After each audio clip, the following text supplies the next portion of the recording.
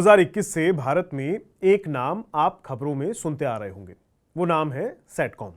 खबरें ये थी कि सैटेलाइट से कनेक्टिविटी मिलेगी। भारत के जो दूर दराज के इलाके हैं वहां पर शानदार नेटवर्क आ जाएंगे। जहां टावर नहीं पहुंचे वहां सैटकॉम से सिग्नल पहुंच जाएंगे। इसके लिए स्टारलिंक, वनवेब, अमेजॉन का लियो और अब सिंगटेल, ये सिंगापुर की एक कंपनी है, ये सब मिलकर सैटेलाइट वाली कनेक्टिविटी देना चाह रहे हैं वहां पर अपने देश के ऐसे इलाकों में जहां नेटवर्क नहीं पहुंचते। लेकिन पिछले 5 साल से बस खबरों में ही ये सब हो रहा है, हकीकत में ये नहीं हो पा रहा। क्यों? कहां अटक रहा है पेच? अगर दुनिया की इतनी बड़ी बड़ी कंपनियां इस काम को करने के पीछे लगी हुई हैं तो फिर ये हो क्यों नहीं पा रहा है? क्यों अब तक भारत में सैटकॉम कनेक्टिविटी सिर्फ खबरों में है? और ये सिंगापुर की कंपनी सिंगटेल का भारत को लेकर क्या प्लान है? ये तो हाल का मुद्दा है। चलिए समझते हैं आखिर पूरा मामला क्या है। देखिए, इस पूरे मुद्दे को समझने से पहले बात कर लेते हैं आज की खबर की। और खबर ये है कि सिंगापुर की बड़ी टेलीकॉम कंपनी सिंगटेल अब भारत की सैटेलाइट कम्युनिकेशन यानी सैटकॉम मार्केट में उतरना चाहती है। इसके लिए सिंगटेल ने भारत सरकार से FDI अप्रूवल मांगा है। कंपनी अपनी wholly owned subsidiary Singapore telecom India यानी STIPL के जरिए भारत में सैटेलाइट कम्युनिकेशन से जुड़ी सर्विसेज शुरू करना चाहती है और इसका फोकस पब्लिक और प्राइवेट इंटरप्राइजेस पर रहने वाला है। यानी अभी सिंगटेल भारत में सैटकॉम सर्विस शुरू नहीं कर रही है, बल्कि उसके लिए रेगुलेटरी अप्रूवल लेने की प्रक्रिया में है। लेकिन सवाल यह है कि आखिर सिंगटेल को भारत के सैटेलाइट कम्युनिकेशन मार्केट में ऐसा क्या नजर आ रहा है जिसके लिए वो अब इस कारोबार में उतरना चाहती है? क्योंकि सिंगटेल अकेली कंपनी तो है नहीं। भारत के सैटकॉम मार्केट में पहले से ही वनवेब, जियो और स्टारलिंक जैसे बड़े नाम मौजूद हैं। अमेजॉन भी अपनी लियो सैटेलाइट नेटवर्क के जरिए इस मार्केट में एंट्री करने की कोशिश कर रहा है और अब सिंगटेल भी इस रेस में शामिल होना चाहती है। तो क्या भारत में सैटेलाइट कम्युनिकेशन का मार्केट इतना बड़ा होने वाला है कि दुनिया की बड़ी बड़ी कंपनियां अभी से इसमें अपनी जगह बनाने की कोशिश कर रही हैं? इस सवाल का जवाब जानने से पहले ये समझना जरूरी है कि सैटकॉम आखिर है क्या। आसान भाषा में कहें तो आज आपका स्मार्टफोन ज्यादातर मोबाइल टावर्स और फाइबर ऑप्टिकल जो नेटवर्क्स होते हैं उनके जरिए इंटरनेट और कॉलिंग से जुड़ता है। लेकिन सैटकॉम में यही कनेक्टिविटी जमीन पर मौजूद टावर की जगह आसमान में मौजूद सैटेलाइट के जरिए दी जा सकती है। यानी जहां मोबाइल टावर्स या फाइबर केबल्स का पहुंचना मुश्किल है, वहां सैटेलाइट कनेक्टिविटी एक ऑल्टरनेटिव बन सकती है।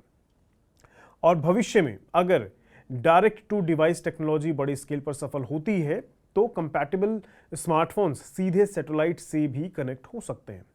अब सुनने में तो ये टेक्नोलॉजी बहुत शानदार लगती है, लेकिन अगर ये इतनी ही यूजफुल है, इतनी ही सक्सेसफुल है, तो पिछले करीब 5 साल से भारत में इसकी केवल चर्चाएं ही क्यों हो रही हैं? क्यों आम आदमी के स्मार्टफोन तक ये कनेक्टिविटी अभी तक नहीं पहुंच पाई? हो सकता है लोगों को लग रहा हो कि शायद सरकार इनको अप्रूवल नहीं दे रही हो। कुछ और भी समस्याएं हो सकती हैं। अगर ऐसा है तो यहां सबसे पहले एक गलतफहमी दूर करना जरूरी है। यह कहना सही नहीं होगा कि सरकार ने पिछले 5 साल में सैटकॉम कंपनियों को भारत में आने ही नहीं दिया है या उनको कोई अप्रूवल नहीं दिया गया है, क्योंकि वनवेब को 2021 में GMPCS ऑथराइजेशन मिल चुका था। जियो सैटेलाइट कम्युनिकेशन को भी 2022 में और स्टारलिंक को 2025 में अप्रूवल मिल चुका था। जनवरी 2026 में सरकार ने संसद में भी बताया था कि वनवेब, जियो और स्टारलिंक को GMPCS सर्विसेज के लिए यूनिफाइड लाइसेंस के तहत ऑथराइजेशन दे दिया जा चुका है। तो फिर दिक्कत कहां आ रही है? क्योंकि ये चीज रोल आउट नहीं हो पा रही है। क्यों नहीं हो पा रही है? देखिए, असल में सैटकॉम सर्विस शुरू करने के लिए सिर्फ लाइसेंस मिल जाना काफी नहीं होता है ना। मामला थोड़ा पेचीदा है। सैटेलाइट को इंडिया में कमर्शियल कनेक्टिविटी देने के लिए टेलीकॉम ऑथराइजेशन के साथ साथ spectrum, space sector approvals, ground infrastructure और नेशनल सिक्योरिटी रिक्वायरमेंट्स जैसी कई चीज़ों को पूरा करना पड़ता है। तब जाके कहीं ये अपने धंधे को शुरू कर पाएंगे। वनवेब और जियो को भी अपने रिस्पेक्टिव सैटेलाइट्स ऑपरेशंस के लिए फाइनल स्पेस सेक्टर अप्रूवल्स हासिल करने में काफ़ी वक्त लगा है। वन वेब को अपना GMPCS लाइसेंस अगस्त 2021 में मिला था, जबकि जियो को मार्च 2022 में, लेकिन दोनों को इन स्पेस की फाइनल अप्रूवल बाद में मिली। और स्टारलिंक की कहानी तो और भी दिलचस्प है। स्टारलिंक ने 2021 में ही भारत में कंज्यूमर से प्री बुकिंग शुरू कर दी थी। अगर आपने उस समय की खबरें सुनी होंगी तो आपको याद होगा, लेकिन उस समय सरकार ने साफ कहा था कि बिना जरूरी लाइसेंस और ऑथराइजेशन के भारत में सैटेलाइट इंटरनेट सर्विस नहीं दी जा सकती। यानी स्टारलिंक ने भारत में मार्केट की तैयारी बहुत पहले शुरू कर दी थी। वो बात है कि थोड़ा अड़ंगा लग गया, लेकिन रेगुलेटरी, जाहिर सी बात है ना कि रेगुलेटरी अप्रूवल्स के बिना कमर्शियल सर्विसेज शुरू नहीं की जा सकती देश में। बाद में 2025 में स्टारलिंक को GMPCS ऑथराइजेशन भी मिला और उसकी इंडिया एंट्री का रास्ता भी काफ़ी हद तक साफ हो गया। लेकिन ये मामला आज भी अगर अटका हुआ है तो उसके पीछे एक बड़ा कारण है स्पेक्ट्रम। जी हाँ, सही सुन रहे हैं, ये वर्ड आपने बहुत बार सुना होगा। टेलीकॉम ऑपरेटर्स के लिए ये यूज़ होता है, स्पेक्ट्रम। ये स्पेक्ट्रम किस तरह दिया जाए इन्हें, क्योंकि मोबाइल टेलीकॉम्स में स्पेक्ट्रम को लेकर ऑक्शंस का मॉडल काफ़ी फेमिलियर है और काफ़ी क्लियर है। लेकिन सैटेलाइट कम्युनिकेशन का मामला थोड़ा अलग है।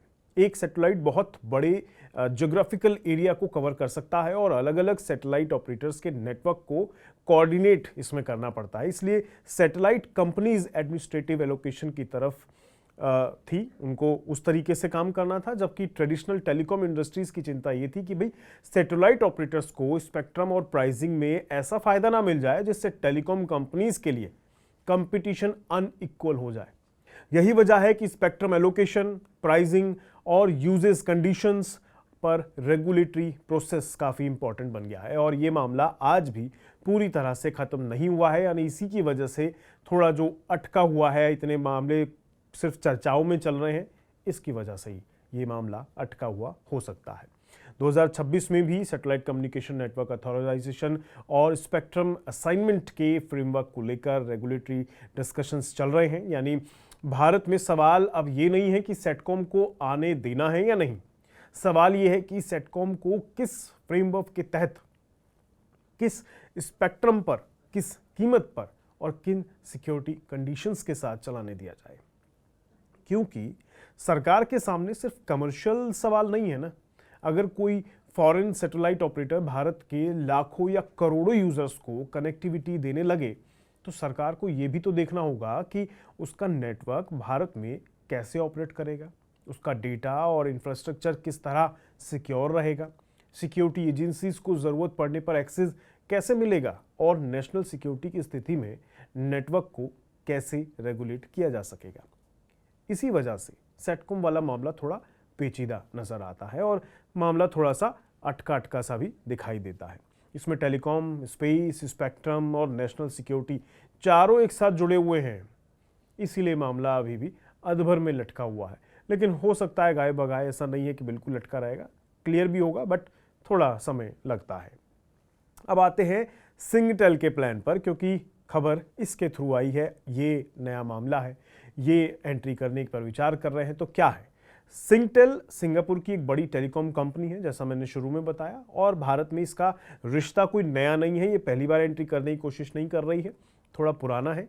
इसकी Indian subsidy Singapore telecom India पिछले 2 दशकों से ज़्यादा समय हो गया, बल्कि इनफैक्ट उस टाइम पीरियड से भारत में काम करती आ रही है। और अब कंपनी अपनी एक्टिविटीज़ में सैटेलाइट कम्युनिकेशन रिलेटेड सर्विसेज को जोड़ना चाहती है। सिंगटेल का जो काम है वो कुछ एयरटेल से भी जुड़ा हुआ है, उनके साथ भी इनका कुछ हिसाब किताब है। सिंगटेल का मॉडल सिर्फ आम लोगों को सैटेलाइट डिश देकर इंटरनेट बेचने तक सीमित नहीं है, तो ये भी आप ध्यान रखिएगा। कंपनी के पास ग्लोबल सैटेलाइट कनेक्टिविटी का एक्सपीरियंस है और वो सैटेलाइट नेटवर्क को टेरेस्ट्रियल 4G, 5G और फाइबर इंफ्रास्ट्रक्चर के साथ इंटीग्रेटेड करके उसको आगे काम करना चाह रही है। उसमें क्षमता बढ़ाकर काम करते हुए आपको आगे दिखाई देगी। यानी सिंगटेल का आइडिया कुछ ऐसा है कि जहां फाइबर है वहां फाइबर दो, जहां 4G, 5G है वहां टेरेस्ट्रियल नेटवर्क दिया जाए, और जहां ज़मीन से नेटवर्क पहुंचाना मुश्किल है वहां सैटेलाइट कनेक्टिविटी दी जाए। तो जहां जिसकी ज़रूरत है वहां वो चीज़ अवेलेबल करा दी जाए। यही वजह है कि सिंगटेल का शुरुआती फोकस पब्लिक और प्राइवेट एंटरप्राइजेस पर रहने वाला है, यानी दोनों तरफ ये ध्यान देने वाले हैं। जैसे जैसे आगे काम बढ़ेगा वो आपको हम बताएंगे।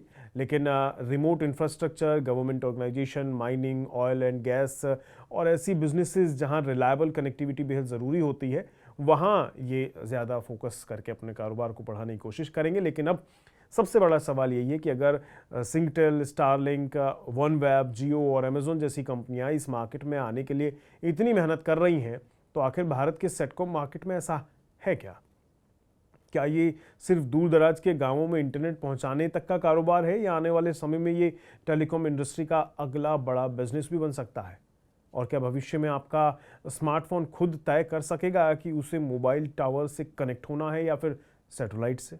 क्योंकि स्टारलिंक ने हाल ही में भारत में अपनी जेन 2 सैटेलाइट कॉन्स्टिलेशंस के लिए फिर से एप्लीकेशन सबमिट की थी, जिसमें डायरेक्ट टू डिवाइस यानी D2D टेक्नोलॉजी भी शामिल है। इसका मतलब है कि फ्यूचर में कंपैटिबल मोबाइल डिवाइसेस को बिना अलग सैटेलाइट डिश के सीधे सैटेलाइट नेटवर्क से जोड़ने की कोशिश की जाएगी। अगर ये चीज़ अप्रूव हो जाती है, D2D टेक्नोलॉजी अप्रूव हो जाती है, तो डेफिनेटली लोगों के पास दो ऑप्शन होंगे मोबाइल में टावर बनाए रखने के, कनेक्टिविटी के लिए। जो आज आमतौर पर लोगों के सामने समस्याएं आती हैं, वो परेशानी इसके ज़रिए, वो गैप इसके ज़रिए फिल हो सकता है कि आपको जुड़ना किससे है, ये आप डिसाइड कर पाएंगे, सैटेलाइट से या फिर ज़मीन पर मौजूद टावर से।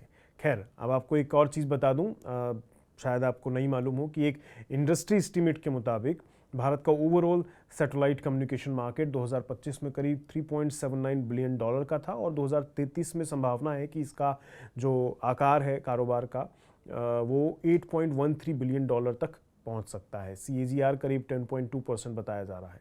यानी इसका मार्केट बहुत बड़ा होने वाला है, और आम आदमी के लिए सबसे ज़रूरी बात सिर्फ यही है, और सबसे बड़ा फ़ायदा भी यही है कि जहां नेटवर्क नहीं है वहां भी नेटवर्क होगा इस सर्विस के आ जाने के बाद। और टेक्निकली सेटकॉम एक गैप को फिल करेगा, मतलब जहां 4G 5G टावर है वहां स्मार्टफोन टावर से जुड़ेगा, जहां टावर नहीं है वहां स्मार्टफोन सैटेलाइट से जुड़ सकता है। यानी सेटकॉम का सबसे बड़ा फायदा स्पीड नहीं, कवरेज है। आपका इस मुद्दे पर क्या कहना है, कमेंट करके ज़रूर बताइएगा। मैं मिलूंगा आपसे अगली वीडियो में। दीजिए इजाज़त, नमस्कार।